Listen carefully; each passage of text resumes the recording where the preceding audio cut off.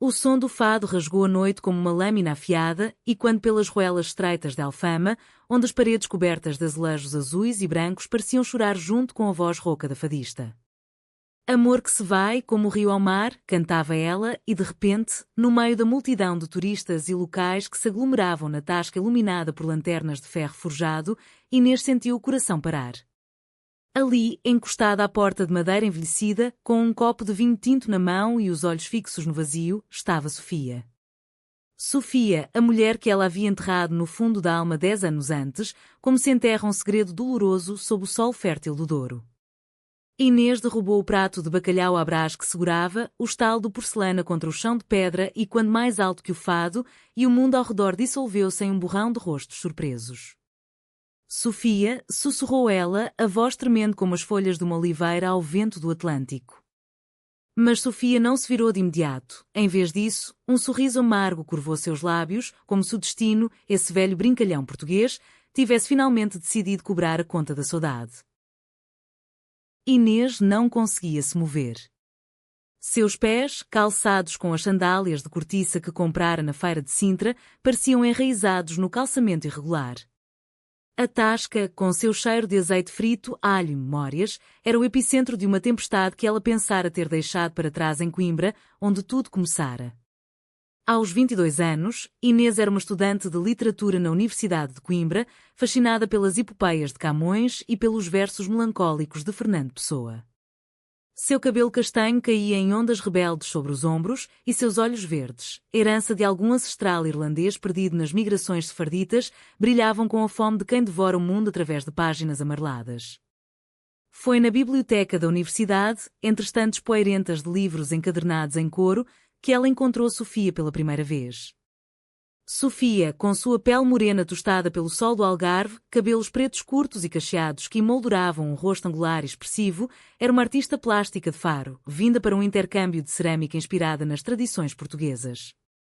Desculpa, mas esse livro é meu, disse Sofia, estendendo a mão para o volume de mensagem que Inês segurava, e naquele toque fugaz, dedos calejados de argila contra a palma macia de Inês, algo se acendeu, como fósforo riscado em uma noite de São João. Elas se tornaram inseparáveis.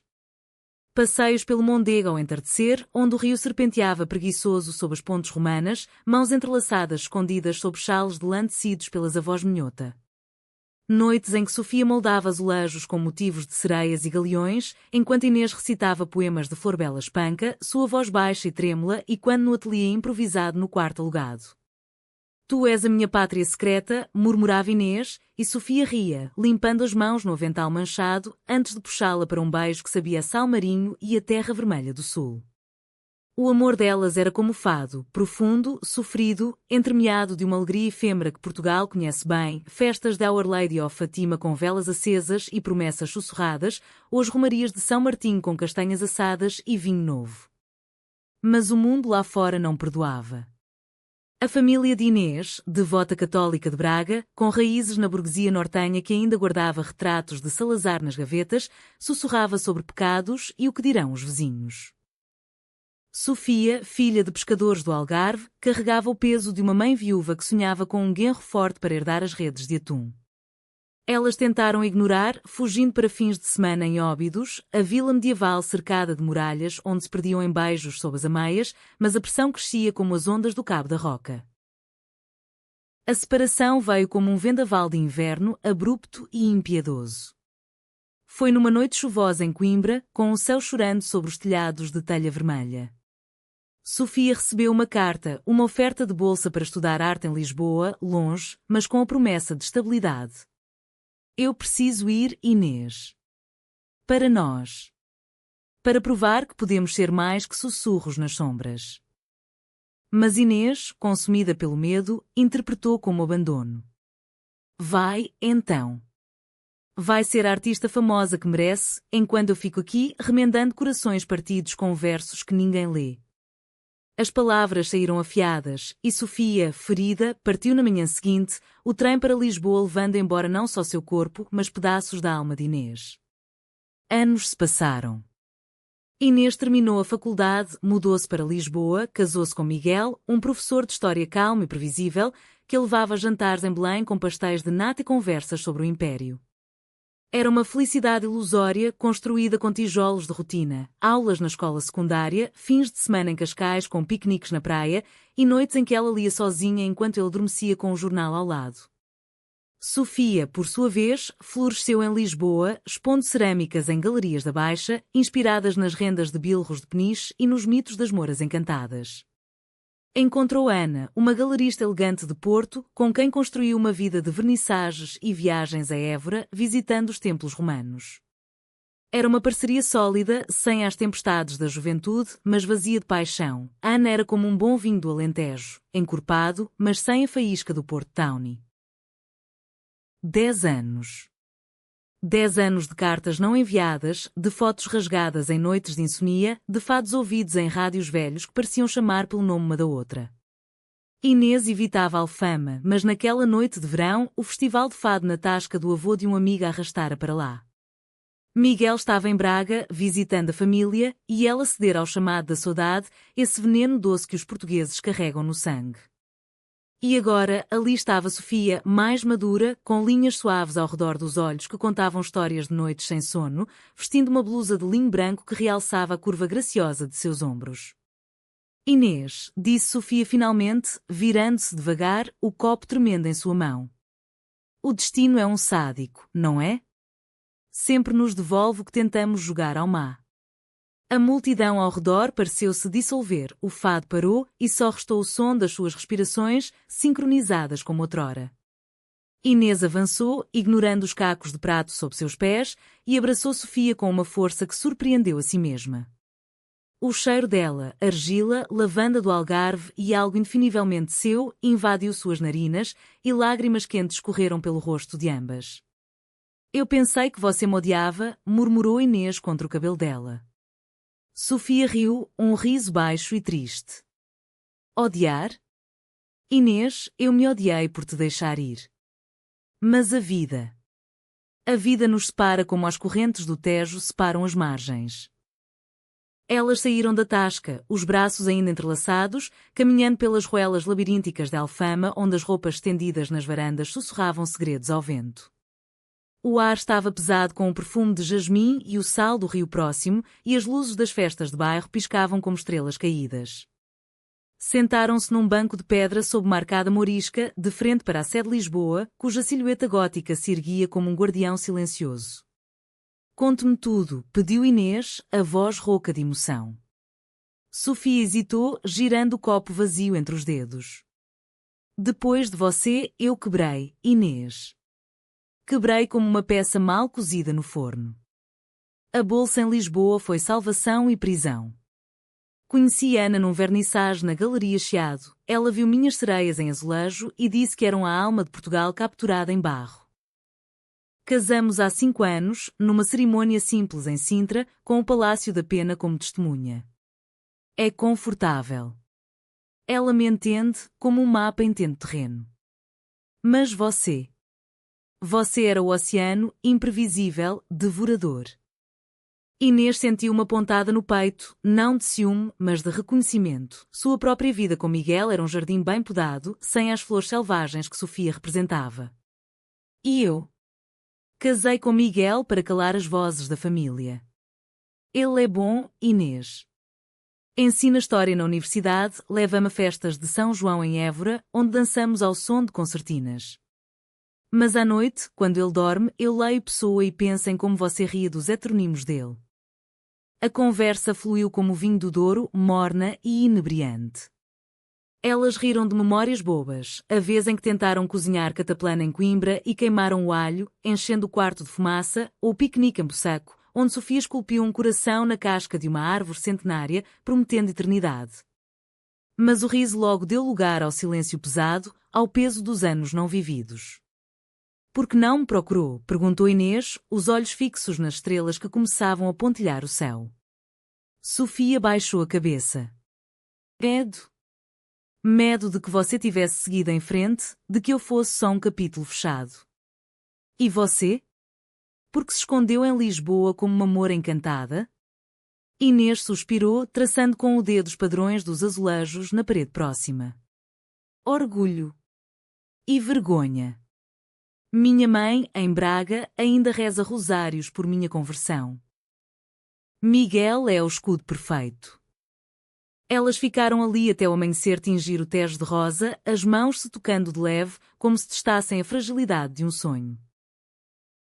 Os dias seguintes foram um redemoinho de encontros furtivos. Inês mentia para Miguel sobre aulas extras e Sofia inventava visitas a ateliês em Belém. Elas se encontravam no Chiado, passeando pela Rua Garrett com cafés na mão, falando de tudo e de nada, das exposições de Sofia inspiradas nas tapeçarias de arraiolos, das aulas de Inês sobre Sofia de Mel Brainer, cuja poesia falava de mares e amores impossíveis. Uma tarde, subiram ao Castelo de São Jorge, onde as muralhas medievais ofereciam vistas panorâmicas de Lisboa, com os setoteiros se estendendo como um tapete vivo de telhados vermelhos e cúpulas brancas. Ali, sentadas na grama salpicada de papoilas selvagens, Sofia confessou: eu guardei todas as suas cartas, Inês. Aquelas que você nunca enviou, mas que eu imaginei. Ela tirou do bolso um maço amarrado com fita vermelha, páginas amareladas cheias de versos rabiscados. Inês chorou ao lê-las, reconhecendo sua caligrafia trêmula. E eu tenho um azulejo seu, escondido no fundo da gaveta. A sereia que você moldou para mim, com olhos como os meus. Mas a ilusão de felicidade separada começava a rachar. Numa noite de tormenta, com o trovão e quando como o rugido de um touro bravo na arena de Salvaterra, elas se refugiaram na casa de Sofia, um apartamento modesto no bairro Alto, decorado com painéis de azulejos recuperados de conventos abandonados e quadros de paisagens alentejanas. Ana estava em Porto, negociando uma exposição, e o lugar cheirava a incenso de igreja e a tinta fresca. Eu te amo ainda, disse Inês, as palavras escapando como um suspiro de alívio.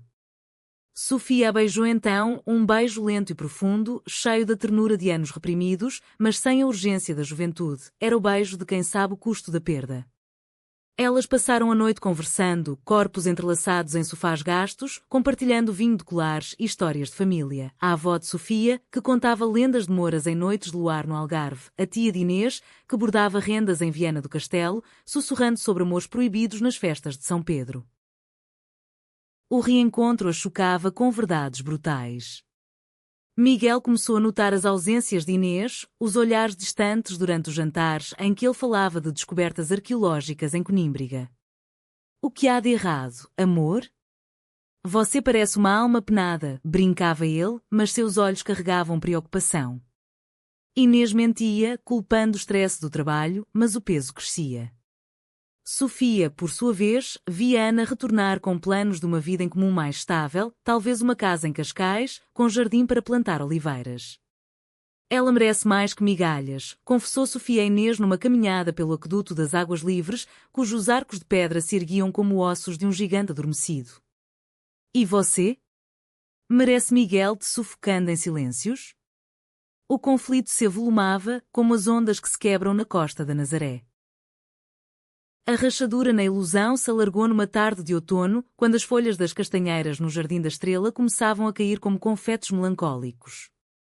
Inês e Sofia estavam sentadas num banco de ferro curvo, alimentando pombos com migalhas de pão de Mafra, quando o telefone de Sofia tocou. Era Ana, a voz animada e quando pelo viva voz acidental: querida, voltei. Trouxe aquele vinho do Douro que você adora e reservei uma mesa no Time Out Market para comemorar. E o anel. Pensei que poderíamos oficializar, sabe? Como as parejas em Trás-os-Montes, com bênção da família. Sofia congelou, o pão caindo de suas mãos, e Inês sentiu o mundo girar como um carrossel descontrolado. Oficializar, repetiu ela, a voz um fio de seda rasgada. Sofia desligou apressada, mas o dano estava feito. Não é o que pensa, gaguejou ela. É só conversa. Ana sonha com tradições, com raízes. Mas Inês se levantou, os olhos flamejando como os fogos de artifício na festa de São João. Raízes? E as nossas, Sofia? Enterradas como sementes no deserto do Alentejo? Ela partiu, deixando Sofia sozinha com os pombos que bicavam o chão indiferente.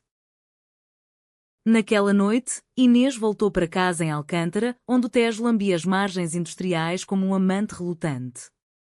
Miguel a esperava com um ensopado de borrego, prato típico de sua terra natal em Évora, o aroma de ervas silvestres preenchendo o ar. Você chegou tarde de novo, disse ele, sem acusação, apenas fadiga nos ombros curvados. Eles jantaram em silêncio, o tic-tac do relógio de parede marcando os segundos como gotas de chuva em uma janela embaçada. Depois, enquanto lavava a louça, Inês quebrou um prato, não acidentalmente, mas com uma força que surpreendeu a si mesma. O que está acontecendo, Inês? Fale comigo. Somos uma equipe como Portugal e o mar inseparáveis. Ela se virou, as mãos molhadas pingando no linóleo, e pela primeira vez, as palavras saíram: Eu te amo, Miguel. Mas não como devia. Há um fantasma na nossa cama e ele tem nome, Sofia. Ele piscou, atonito, o garfo caindo com um clangor. A Sofia de Coimbra? Aquela amiga? Inês assentiu, lágrimas misturando-se à espuma da louça. Miguel não gritou, em vez disso, sentou-se, o rosto pálido como os lençóis das procissões de Corpus Christi. Eu sempre soube que havia algo. Seus poemas inacabados, as noites em que você olhava para o rio como se esperasse um barco. Vá, Inês. Encontre sua verdade. Eu ficarei bem. A confissão libertou Inês, mas também a aterrorizou. Ela procurou Sofia no ateliê dela, um espaço escondido numa travessa do cais do Sodré, onde o cheiro de argila úmida se misturava ao sal do porto próximo. Sofia estava lá, moldando uma peça, uma ânfora alta, decorada com motivos de videiras entrelaçadas, símbolo das festas de Vindima no Douro. Eu ouvi a mensagem, disse Inês, sem preâmbulos, fechando a porta atrás de si. Oficializar com Ana? Depois de tudo? Sofia largou a espátula, as mãos trêmulas deixando marcas de barro no rosto. Não é simples, Inês. Ana me salvou quando eu era destroços. Ela construiu comigo uma vida de respeito, de exposições em Évora, onde eu ensino oficinas para crianças ciganas, inspirando-as com histórias de rainhas mouras. Mas amor? Amor verdadeiro é você, selvagem, como o vento de levante no Algarve. Elas se abraçaram ali, no meio do caos de argila e pincéis, o beijo delas agora carregado de urgência, como se o tempo fosse um ladrão à espreita. Mas o conflito se aprofundava. Ana descobriu tudo numa manhã chuvosa, quando encontrou uma carta de Inês, uma das antigas, esquecida na bolsa de Sofia. Quem é ela? Perguntou Ana, a voz calma mas afiada como uma navalha de barbear em Beja. Elas estavam na cozinha do apartamento, com vista para o Tejo nevoado, e Sofia, pela primeira vez, não mentiu. Inês é o meu fado, Ana. A melodia que nunca cala. Ana não chorou, em vez disso, preparou café forte, daqueles moídos na hora como em uma casa minhota, e sentou-se à mesa de azulejos. Eu sabia que havia uma sombra. Pensei que era o passado, não um presente vivo. Vá, Sofia. Mas lembre-se, amor não é posse, é como o vinho, alguns envelhecem bem sozinhos. A separação foi digna, com um abraço final sob a chuva, Ana partindo para Porto com malas de couro e um quadro inacabado de videiras partidos. Inês, liberada de Miguel, mudou-se temporariamente para um quarto alugado em Alfama, perto do coração pulsante de Lisboa. Ela e Sofia recomeçaram, devagar, como quem reconstrói uma casa após um terremoto, visitas ao mercado da Ribeira, onde compravam queijos de serpa e conversavam sobre o futuro, tardes no Museu do Azulejo, traçando com os dedos padrões que contavam histórias de navegações e amores perdidos. Mas o passado não perdoava. Uma carta chegou de Braga, a mãe de Inês, com sua caligrafia trêmula, implorando retorno. Filha, o que dirão na missa dominical? Volta para Miguel, para a normalidade das nossas romarias. Inês rasgou a carta, mas as palavras ecoavam como o sino da sé. E então veio a traição, não de Sofia, mas do destino cruel.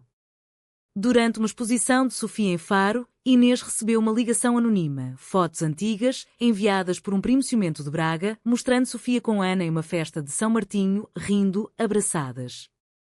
Ela nunca te deixou de verdade, dizia a mensagem. Inês confrontou Sofia à beira-mar, onde as falésias do Algarve se erguiam como sentinelas orgulhosas. Você mentiu. Ainda a ama?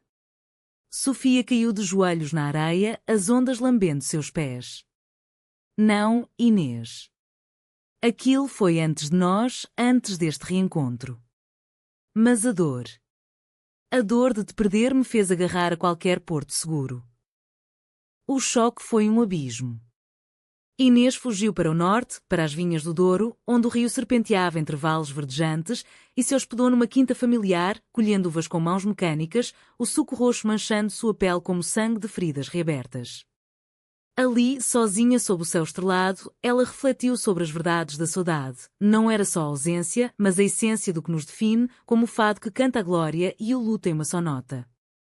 Sofia procurou dias depois, chegando de trem de Lisboa, o rosto sulcado por noites sem dormir. Eu traí a mim mesma, não você, disse ela, estendendo uma nova peça, um azulejo com duas figuras entrelaçadas, uma com ondas no cabelo, outra com cachos curtos, sob um arco-íris de videiras. Deixe-me provar. Vamos construir algo real, não ilusão.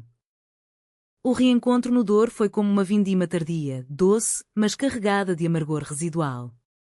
Inês permitiu que Sofia ficasse, e juntas elas trabalharam na quinta, pisando uvas nos lagares de pedra, os pés descalços chapinhando no mosto pegajoso enquanto cantavam canções de colheita, vozes se harmonizando como em uma romaria do vinho.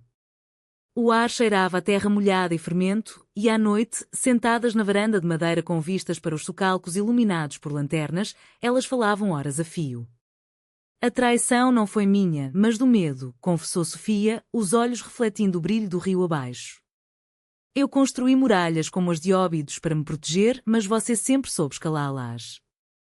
Inês, mais suave agora, traçou o contorno do rosto dela com os dedos, sentindo as linhas que o tempo esculpira como um oleiro paciente. E eu? Casei com a ilusão de paz, como quem planta oliveiras em solo estéril. Mas o amor verdadeiro é como o porto, forte, envelhecido, com notas de especiaria que só o tempo revela. Elas decidiram ficar no Douro por um mês, um retiro forçado para curar feridas.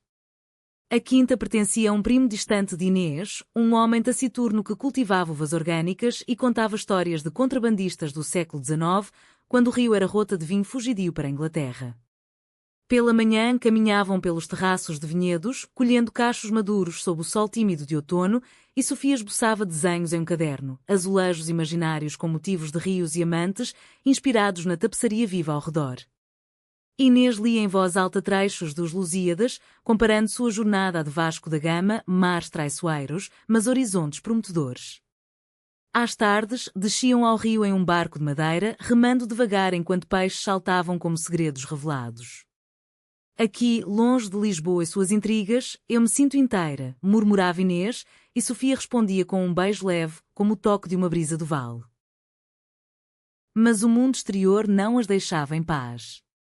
Cartas chegavam pela posta rural, de Miguel, desejando felicidades em uma caligrafia educada, prometendo discrição para com a família, Diana, breve e nobre, enviando um convite para uma exposição em Porto, como amigas que o tempo uniu.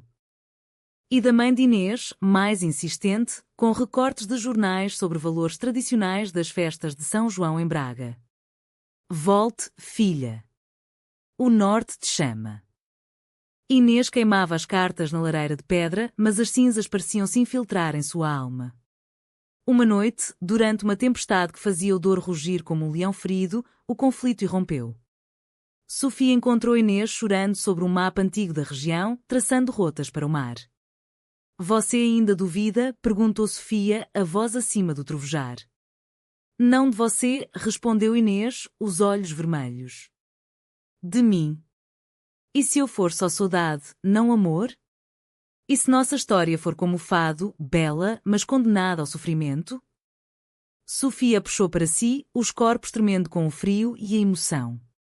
Então soframos juntas, como Portugal sofreu nas invasões mouras e renasceu mais forte.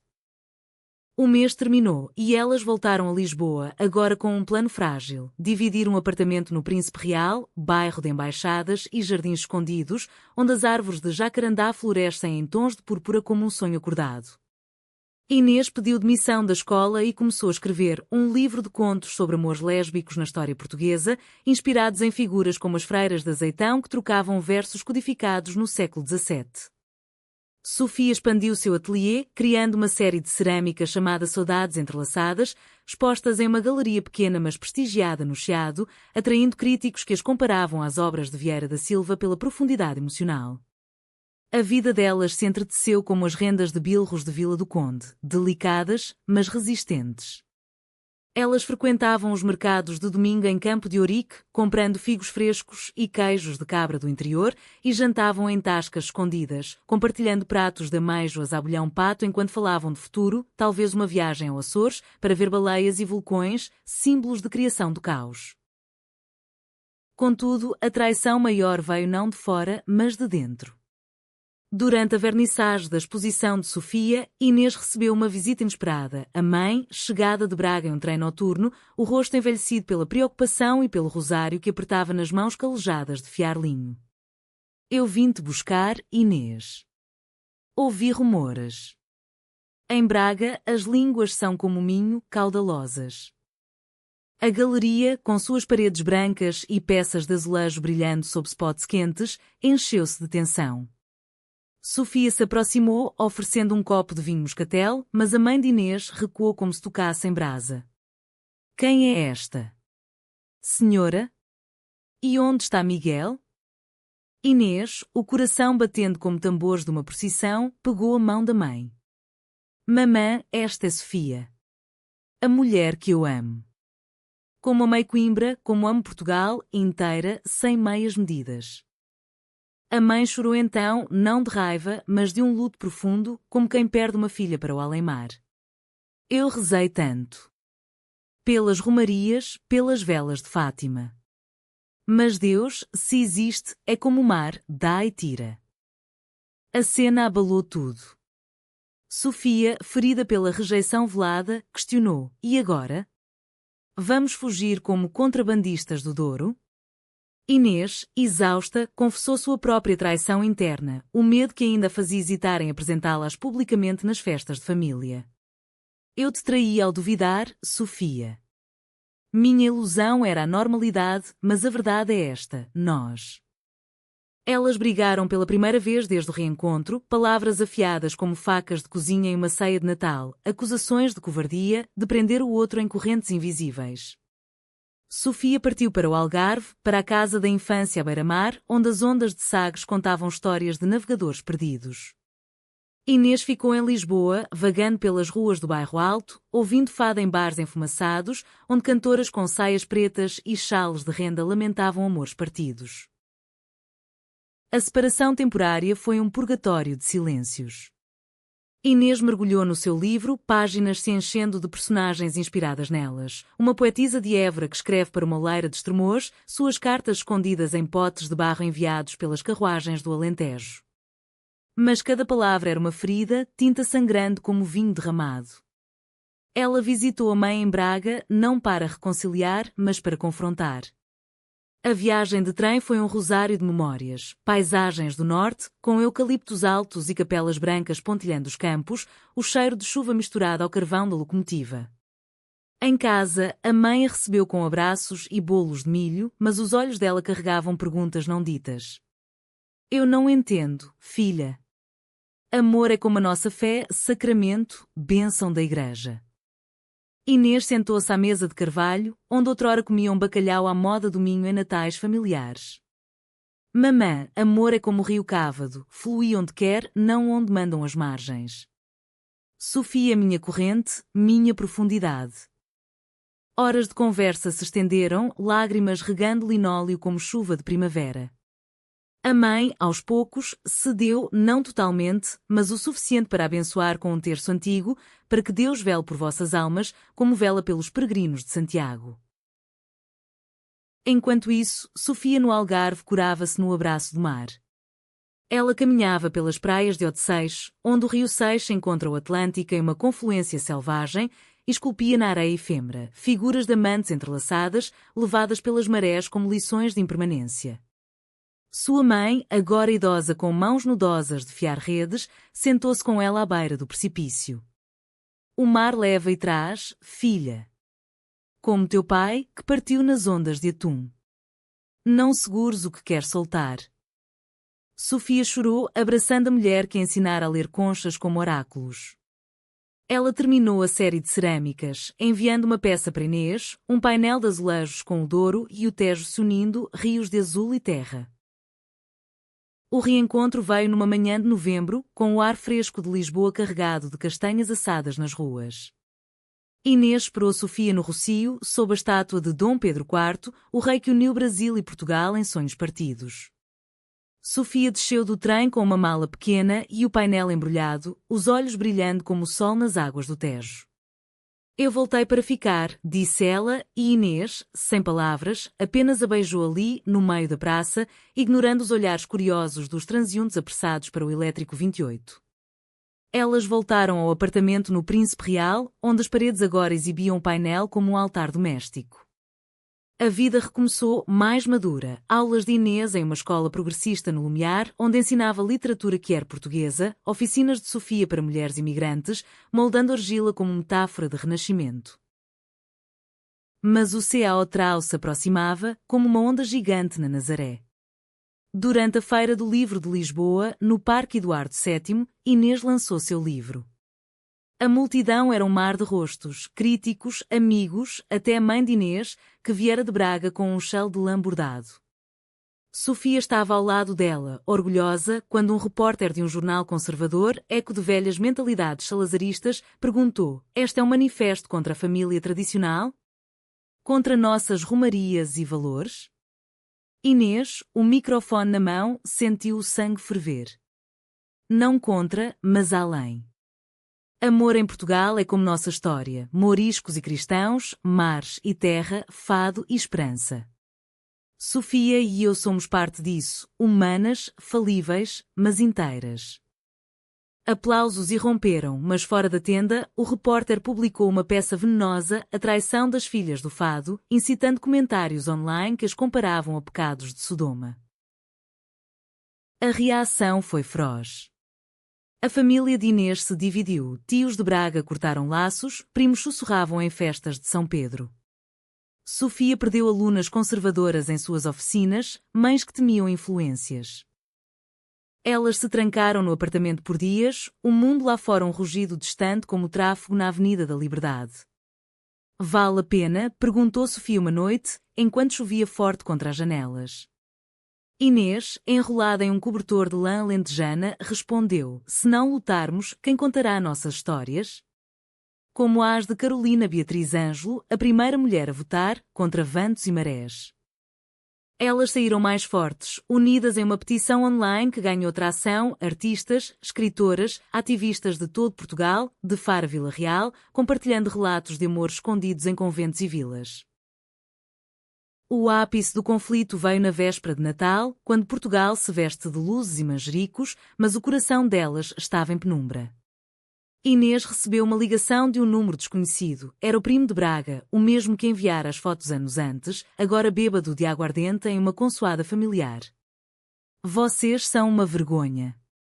A tia-mãe de Inês está morrendo de desgosto, rezando em Fátima por sua alma perdida."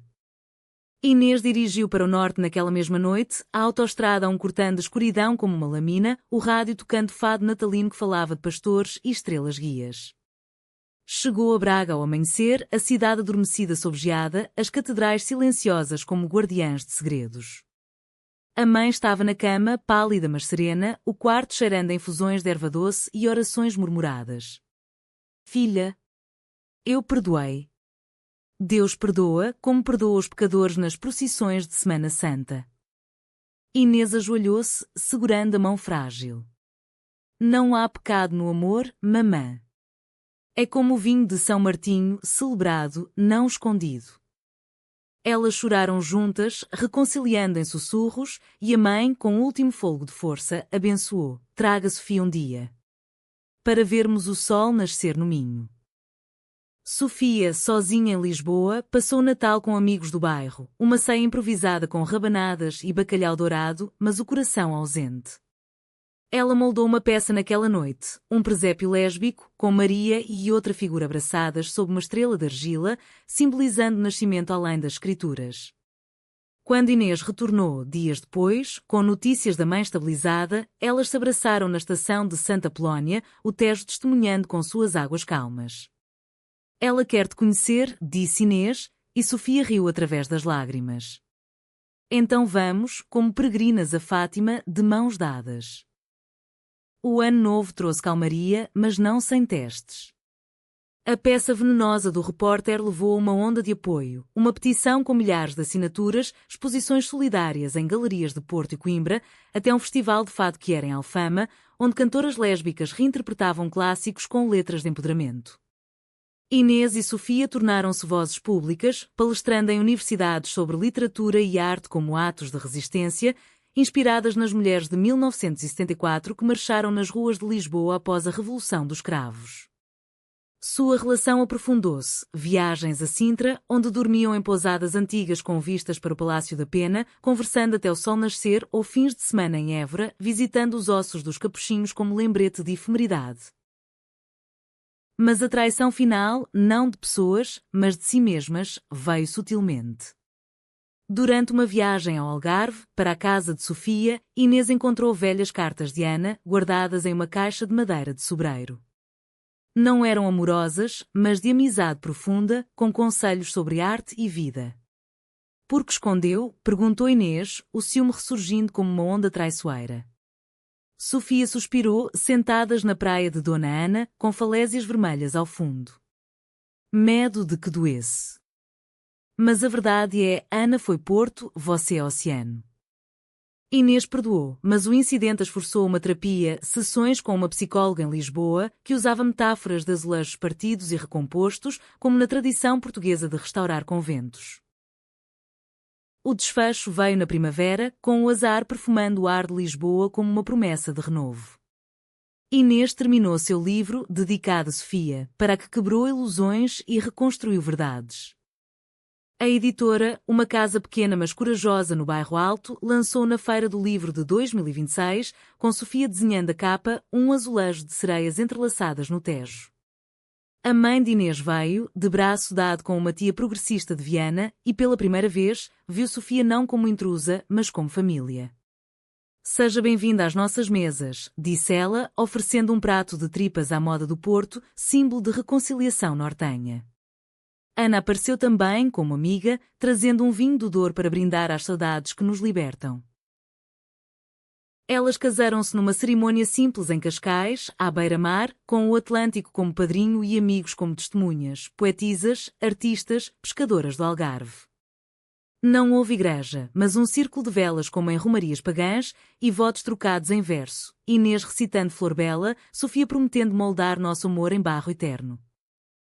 A vida seguiu, humanizada pela luta, Inês lecionando, Sofia expondo, juntas em festivais de fado onde cantavam duetos de saudade transformada em esperança.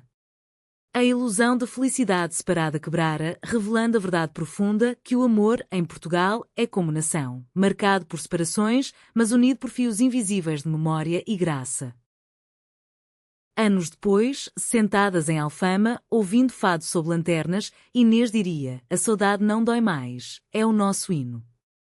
Sofia sorriria, entrelaçando os dedos, e nós, as cantoras. Assim, em uma terra de azulejos e ondas, elas encontraram não o fim, mas o eterno recomeço, humanamente, romanticamente, português.